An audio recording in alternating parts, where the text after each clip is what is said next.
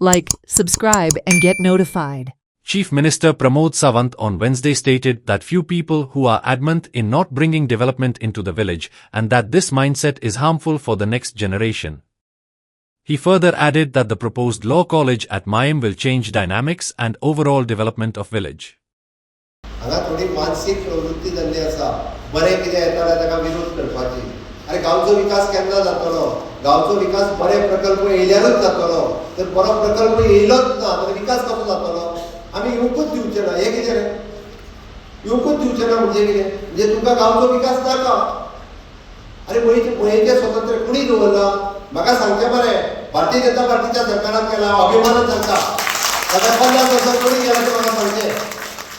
म्हणून काही परिकरात bill pass केले आणि अनंत शेड आशिल्ले आता पेमेंट शेड आसा सनदीचं बिल पास केले आम्ही ह्या काळात केल्या तुम्ही ते सांगचे प्रत्येकाक ज्याचे लिगल घर असते त्याका कायदे असते 100% लोकांक सनदी दिल्यो एग्रीकल्चराची सनदी वाटता आम्ही वाटीर आणि आमकां खबर आसा लोकांक त्रास केले जाता ते आम्ही लोकांक आडवूंक ना उठता आणि कोण तरी म्हणटा आम्ही आडयतले कितें अरे सरकाराची जागा सरकार तुमच्या खातीर बरो प्रकल्प हाडूंक सोदता जाल्यार आडयता म्हणजे विकास केन्ना जावपाचो थोडे जाल्यार विकासूच चाललो नाका अशा पद्धतीची मनोवृत्ती आसा ही आणि ही मनोवृत्ती गांवा खातीर वायट आसा हांव परत सांगता ह्या मनोवृत्तीन गांव सुदरतना फुडल्या जनरेशनाची वाट लायतले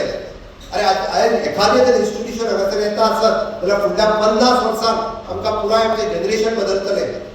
जाल्यार एखादी IIT NIT किंवा इन्स्टिट्यूशन कसलें लॉ इन्स्टिट्यूट जर येता आसत जाल्यार त्या परिसरांतली जी सगळी म्हणजे पुराय म्हणजे 20-25 किलोमिटरांची स्कुलां आसा त्या स्कुलांक ते एडॉप्ट करता तांकां ते विजन दाखयता आनी तुमी कितें करपाचें हें शिकयता